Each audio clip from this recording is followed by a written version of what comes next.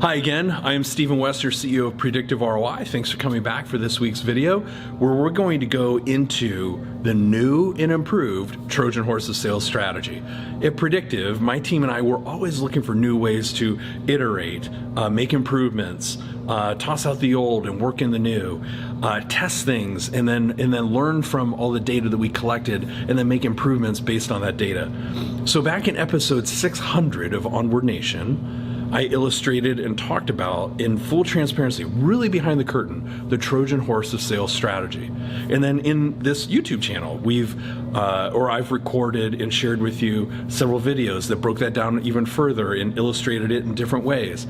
Now we've been collecting data about this strategy over the last 3.5 years, and now we're continuing to make some iterations and tweaks and improvements, and so now we have the new and improved Trojan Horse of Sales strategy, and that's what I want to share with you, with a couple of milestones, actually 4 in particular milestones, and the dates behind those, so you can put those into your process. If you're not already using the Trojan Horse of Sales strategy, I would highly encourage you to go back to episode 600, copy that, take that strategy, put it into your business development strategy right away, and then take what I'm going to share with you now, these 4 milestones, and put that together so that you have the new and improved Trojan Horse of Sales strategy. Okay, so go back to episode 600 for the foundation on Trojan Horse. So I'm going to make the assumption that you're already familiar with Trojan Horse, that you've thought about it, or you're already using it within your business. So, and it's channel agnostic, right? You don't have to have a podcast, but it could be a podcast, it could be a YouTube series, it could be a blog, a Rockin' Awesome blog, it could be an article series, it could be that you're writing a book or your next book, whatever the case may be. So it doesn't have to be tied to a particular channel, but it does have to be tied to you interviewing your one of or multiple members of your Dream 25, interviewing your Dream 25 prospects as part of the content creation process. So let's assume that you sit down with Sarah or Jack, members of your Dream 25 prospects. You sit down with one of them, you record a great interview, and then you decide to turn that into a YouTube video. Awesome. Okay, so now Sue and Jack feel really complimented because you asked for their insights and wisdom. They took the time to share that with your audience, and you turn that into a great video for your YouTube series. Wonderful. So you share with them the date that's going to be available. You give them the link. You give them a wonderful thank you. You give them some social media content to make it really easy for them to share, and they do on the day that it goes live. Great. 30 days after that initial airing of the YouTube video, you take the highlights, the insights, the big gold nuggets, if you will, that was shared during that video. You take those, you highlight those or break those down into a long form LinkedIn post. Kind of think of it as sort of like a mini blog. In fact, if you go to my LinkedIn profile, you see some examples of this. It has to be 1,300 characters or less, and be sure you tag your guest in those 1,300 characters. It's not about you. It's about the insights and wisdom that Sue, Jack, your guest, that they shared within the YouTube video. And then be sure to in this case, be sure to upload that video natively into LinkedIn. It needs to be about 10 minutes, needs to be exactly 10 minutes or less.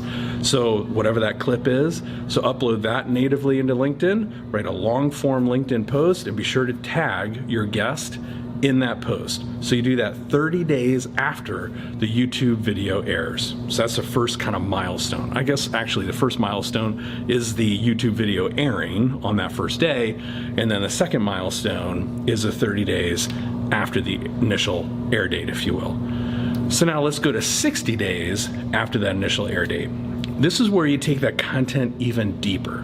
So again, in the LinkedIn, in the 30 days, after that initial video was aired, the video could only be 10 minutes or less, and then 1,300 characters or less. So it's kind of a summary, right? It's the gold nuggets, it's the insights and wisdom sort of at a higher level.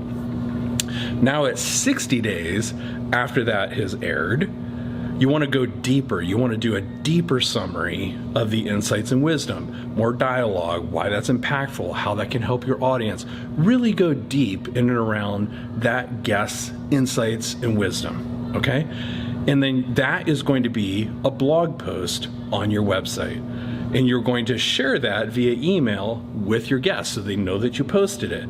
Perhaps even embed the YouTube video, the full form of the video, in that blog post for SEO benefit. And now your guest gets to see, on the first day, the YouTube video was shared. Awesome. Here's the social stuff, and I shared that. Gosh, on 30 days, now he or she, you, tagged me in a LinkedIn post. That's awesome. So now I'm going to like that, comment on it, share that with my LinkedIn, connections.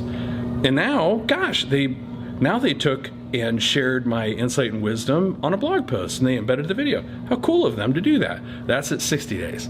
Now at 90 days, right? So 90 days after the YouTube video aired, you're taking portions of their insights and wisdom, combining it with your other Dream 25, like 2 more of your Dream 25 prospects where you've done videos. You want to find complementary expertise, not competitive, but complementary expertise, knit that together into an ebook. So now at 30 days, long form LinkedIn post. At 60 days, you got blog post and you've shared that content with them. At 90 days, ebook that you email out to your list, and make sure that Sue or Jack, your guest, or guests, because you're going to have 3 guests in that one ebook, they also receive that ebook. So now they've got LinkedIn post, blog post, ebook, feeling kind of awesome at how helpful they were to your audience.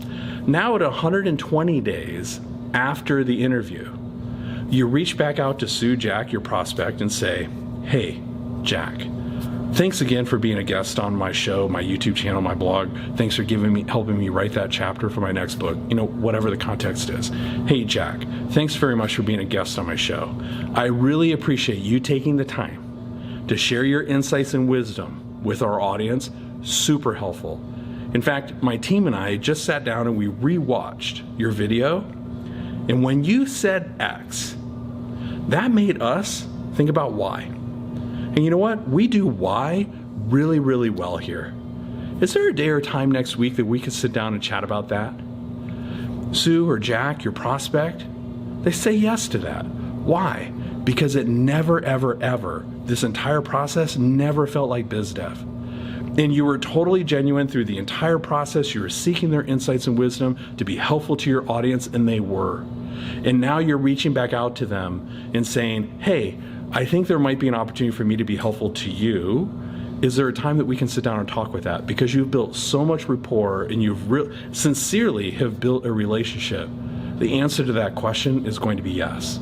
Not 100% of the time, but the vast majority of the time, it'll be yes. And that's how you can use your thought leadership, your content, as your Trojan Horse of Sales. So that's a tweak, that's an improvement that we've made over time. I hope that this was helpful, that you can take the new and improved version of the Trojan Horse of Sales strategy, use it to double down here in 2019. So please leave me your comments, questions. Give me your thumbs up or thumbs down. Your feedback helps me get better each and every week. I look forward to seeing you next week. And until then, double down and onward with gusto.